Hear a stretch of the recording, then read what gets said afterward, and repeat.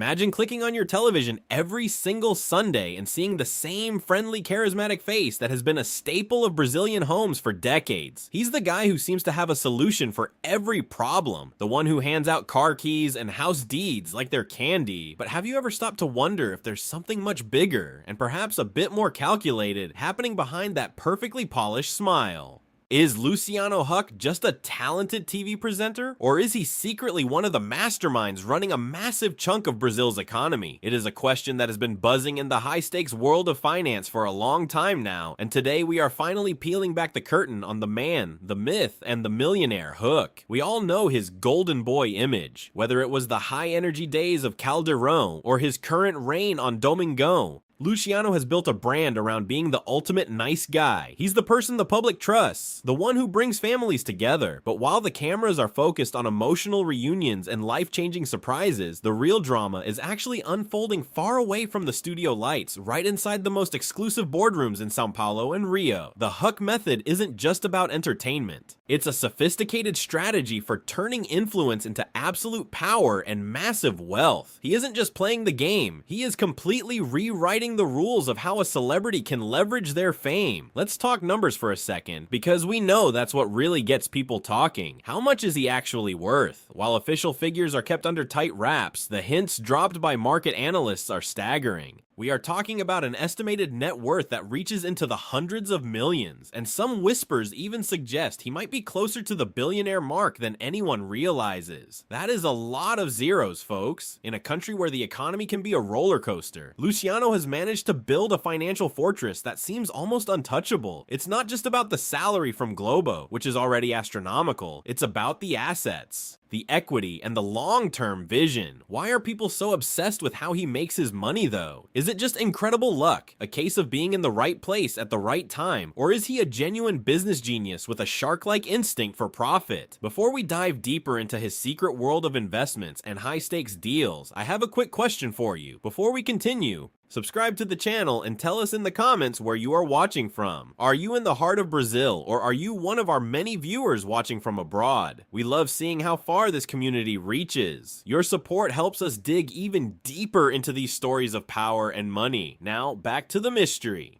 Did you know that the same man who spends his Sundays giving away cars is actually one of the most powerful and influential investors in the entire country? It sounds like something out of a movie, doesn't it? But for Luciano Huck, this is just another Tuesday. We are about to uncover the secret investments, the hushed deals made in private jets, and the Huck method of turning every single opportunity into pure, shimmering gold. We're talking about a lifestyle that only true TV royalty can afford. Mansions that look like resorts, and a network of friends that includes the most powerful people in the world. From tech founders to political heavyweights, his circle is as elite as it gets.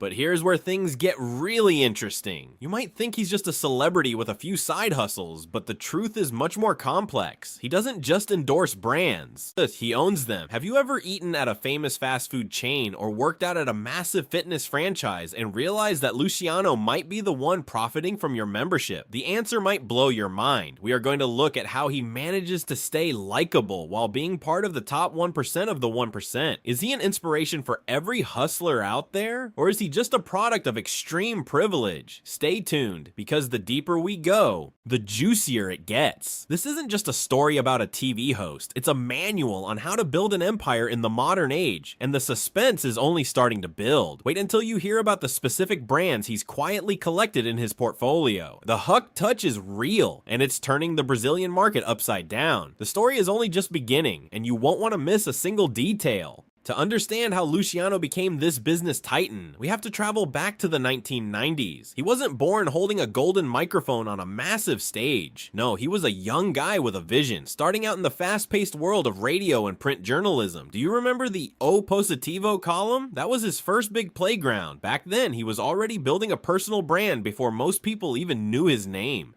He wasn't just reporting on the latest news, he was learning how to influence the people reading his words. This foundation was where his future empire was laid. He realized incredibly early on that information is power, but influence? Influence is where the real, serious money lives. By the time he hit the TV screens, he already possessed the business mindset of a veteran. He wasn't just looking for fame. He was looking for a massive platform he could leverage for something much bigger.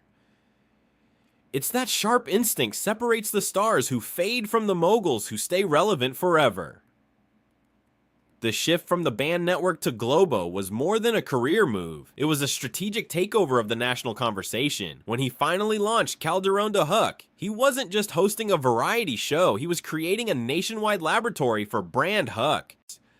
Every single giveaway and emotional story was a way to weave himself into the fabric of daily Brazilian life. While we were watching him rebuild cars, he was busy building a corporate empire right behind the scenes. He used the reach of Globo to create a marketing machine money cannot buy. Think about it, most brands pay millions for seconds of airtime. Luciano, he had hours every week to project his persona and build trust. He mastered the art of being one of us, while climbing the social ladder to join the them at the top. This transition solidified his status as a TV mogul, but he was already eyeing the boardroom with intense focus. You don't get to his level by playing solo. Luciano is the ultimate networker, a master of the long game. His inner circle isn't just other celebrities, it's a who's who of the Brazilian elite. We're talking about billionaire tycoons and tech founders who are disrupting industries. He's frequently seen with political heavyweights, which keeps the rumor mill spinning about his own future ambitions. But we absolutely cannot talk about his power without mentioning the Angelica factor. When he married her, they didn't just become a family, they became Brazil's ultimate power couple. It was like two massive corporations merging into one.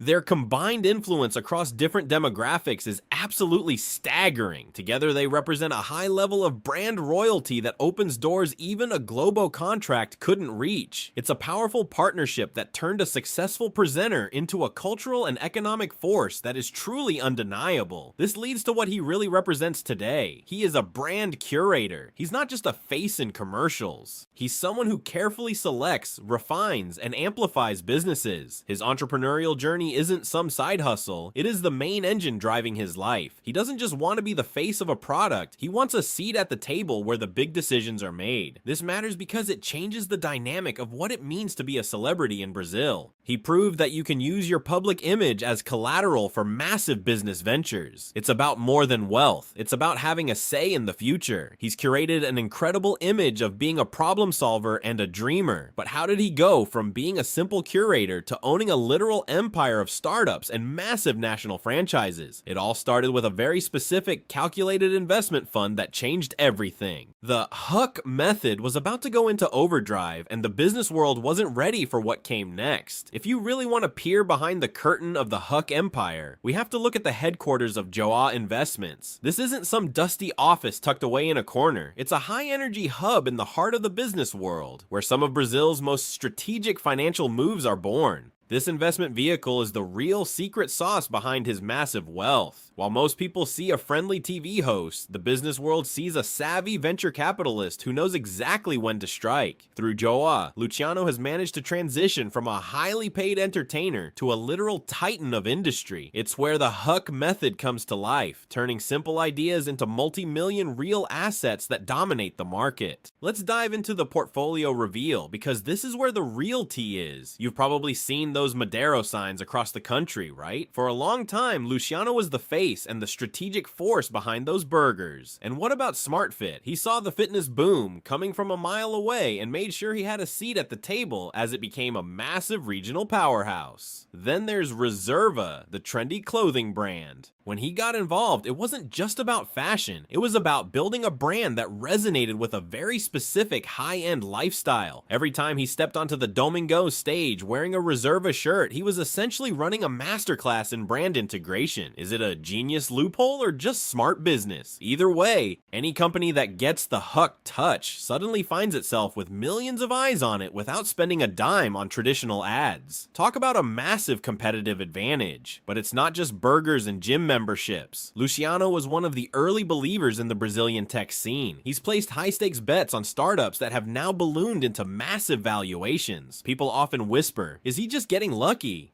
Or does he have some kind of inside track through his elite connections? Rumors of easy money always swirl around him like a cloud. There are plenty of critics who claim he simply lends his famous face to a project and watches the checks roll in while others do the hard work. But if you talk to the billionaire tycoons and tech founders he runs with, the story is quite different. They describe a man who is deeply involved in the nitty-gritty of Joa's operations. He isn't just checking his bank balance, he's checking the margins, the logistics, and the long-term growth plans. He's grooming this empire with a long-term vision, perhaps even preparing his children to be the heirs to a legacy that spans from television to tech. This level of success brings a lifestyle that most of us can only dream about. We're talking about a $60 million luxury mansion in Rio de Janeiro that looks more like a 5-star resort than a family home. And you better believe he isn't flying commercial. His interests in private aviation mean he can hop between meetings in Sao Paulo and filming in Rio without ever missing a beat or waiting in a security line. It's the ultimate billionaire flex. His every move seems to align perfectly with the major shifts in the Brazilian market. When Luciano moves, the smart money moves. It's an incredible display of economic influence that most politicians would envy. However, don't let the shiny surface and the luxury jets fool you. It's not all sunshine, profits, and champagne toasts. Being at the top of a multi-million real empire means you're a massive target for criticism. For every successful acquisition, there's a potential controversy waiting in the wings. There have been moments where his business deals collided head-on with public opinion, leading to massive backlashes that almost ruined his reputation. Was it the pressure of the spotlight, or did the pursuit of profit lead him into some dangerous territory? Wait until you hear about the specific scandals that had the internet calling him out. Because the story is about to get a lot more complicated. Life at the top isn't just about sipping expensive champagne on a private jet or closing multi-million real deals in high-rise offices. It's also about navigating a constant minefield of intense public scrutiny. You see, when you're as massive as Luciano Huck, your every single move is dissected by millions of people who have very strong and often loud opinions about how a billionaire should behave. Perhaps the biggest storm he ever had to face was the massive fallout involving the Madero restaurant chain. You guys definitely remember that whole drama during the peak of the pandemic, right?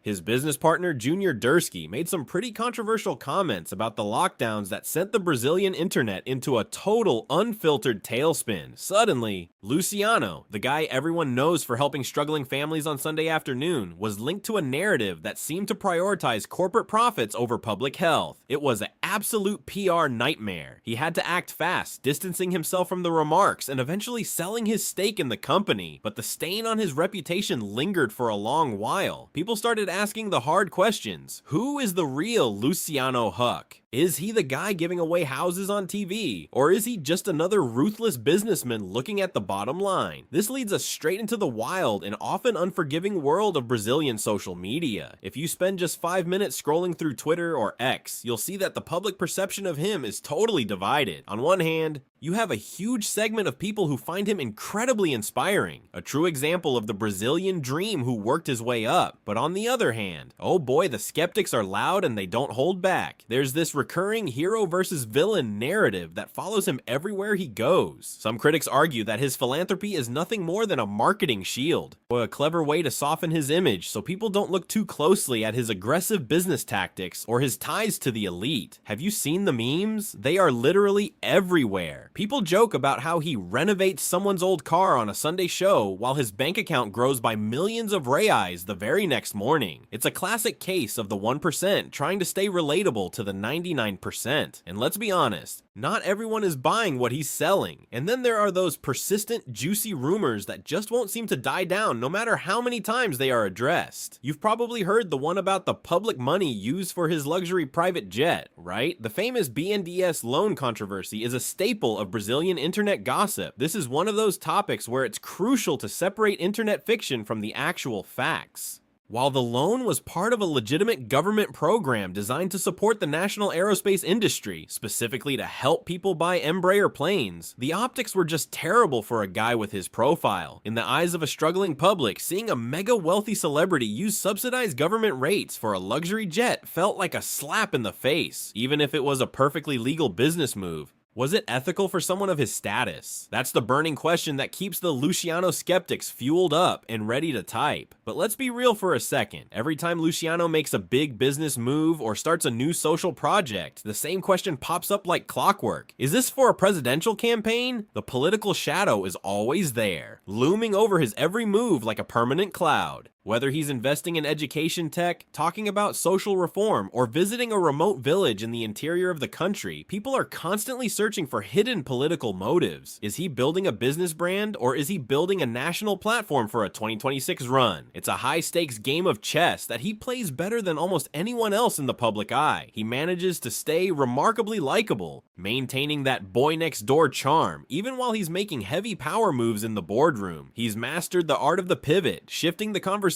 whenever things get a little too heated, but you really have to wonder, how long can someone maintain that delicate balance? Being a part of the ultra elite while trying to remain the voice of the common people is a tightrope walk that would make anyone dizzy. Despite the firestorms, the hashtags, and the constant criticism, the Huck empire shows no signs of slowing down anytime soon. He's still the king of Sunday TV and the driving force behind Joa Investments. But with all this accumulated power, money, and influence, what exactly is the end game here? Is he satisfied with being the richest guy in the room? Or is there a much bigger move coming in 2026 that will change the face of Brazil forever?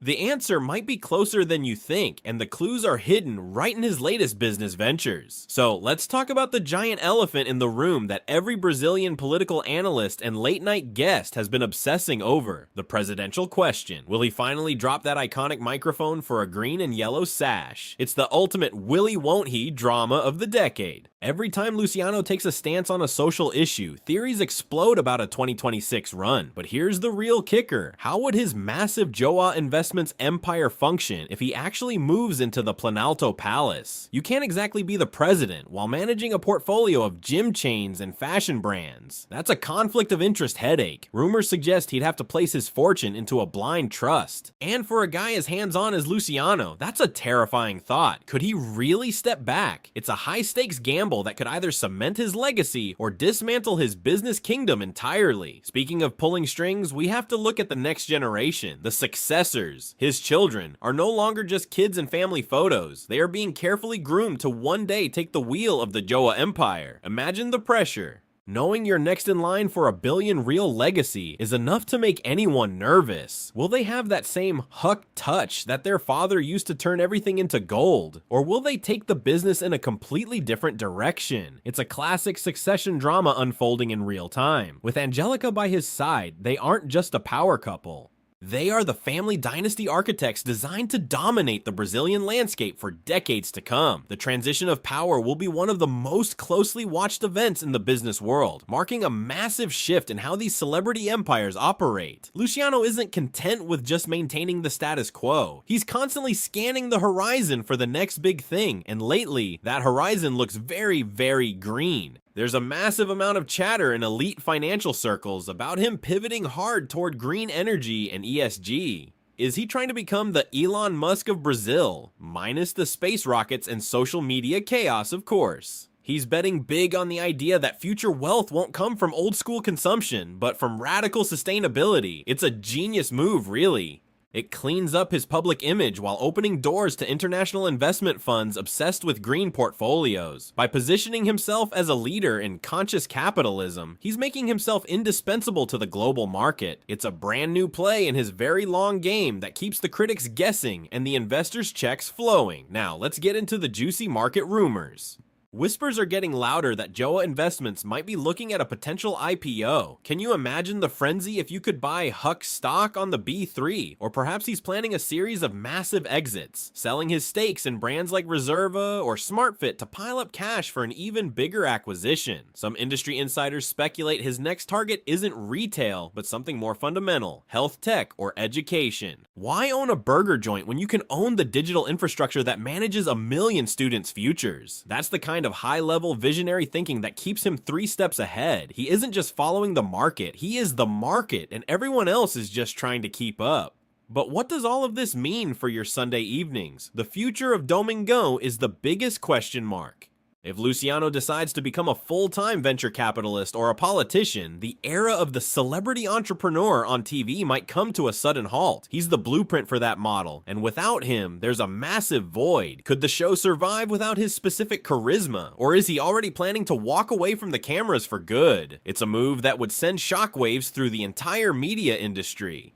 Whether you love him or hate him, you can't ignore the moves he's making. But wait, because there's one final secret to his success that most people miss. And it's the most important part of his entire journey. That final secret I mentioned is actually much simpler than you might think, yet it is something most people overlook while staring at his bank balance. It is the art of the bridge. You see, Luciano Huck has spent his entire career acting as the ultimate middleman between two worlds that rarely talk to each other. The high-flying, suit-and-tie world of billionaire investment bankers and the everyday reality of the Brazilian household. While other celebrities were just happy to take a paycheck for a commercial, Luciano was busy building a network that allowed him to sit at the table when the biggest deals in the country were being negotiated. He didn't just want to be the guy on the screen, he wanted to be the guy who owned the brands being advertised during the commercial breaks. When we look back at the journey we've traced, from those early days as a radio kid in the 90s to the creator of O Positivo and eventually the king of Sunday night TV, the progression is staggering. He transformed himself from a charismatic presenter into a brand curator.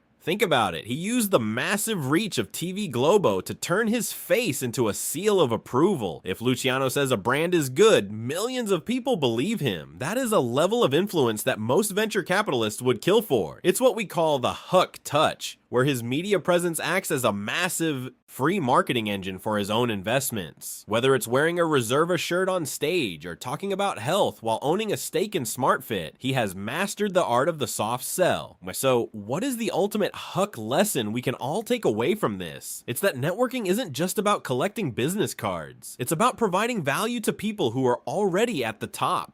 Luciano surrounded himself with the partners at Yoa Investments, tech founders, and industrial tycoons, making himself indispensable to them. He provided the fame and the public trust, and they provided the market expertise and capital. It's a symbiotic relationship that has turned him into one of the most powerful men in Brazil. He proved that in the modern world, being a celebrity is just a platform, but being an owner is the goal. But here's where things get a bit spicy, and I want to be real with you guys. Is Luciano Huck a true self-made inspiration, or is he just a product of extreme privilege? It's the debate that sets Twitter on fire every single week. Critics point out that he came from a wealthy, well-connected family and had a massive head start that 99% of Brazilians will never have. On the other hand, supporters argue that plenty of people are born with money and do absolutely nothing with it. They say his hustle, his discipline, and his vision are what truly set him apart. He didn't just sit on his inheritance, he multiplied it by a factor of 1,000. Where do you stand on this? Is he a genius who maximized his opportunities, or just a lucky guy with the right last name? Before I let you go, I have to share one little thing he'd probably rather you forget. Even the king of investments has had a few oops moments. Before he was a tech mogul, he tried his hand at various smaller ventures, including a high-end bar and even some early digital projects that totally flopped. It turns out that not everything he touches turns to gold immediately. But that's the secret of the elite, isn't it? They fail, they learn, they pivot, and they keep moving until they hit the jackpot. I want to hear from you now. Be honest. Would you buy a burger or join a gym just because you saw Luciano Huck talking about it? Does his endorsement actually work on you, or are you skeptical of the celebrity entrepreneur model? Drop your thoughts in the comments below and let's get a real conversation going. If you enjoyed this deep dive into the secret empire of Brazil's biggest TV star, make sure to hit that like button. It really helps us out, and if we get enough likes, we might just expose the business empires of more Brazilian celebrities you wouldn't expect. Thanks for sticking with us through this whole journey. Stay tuned, stay curious, and keep an eye on your wallet, because Luciano might just be owning your favorite brand next. See you in the next one.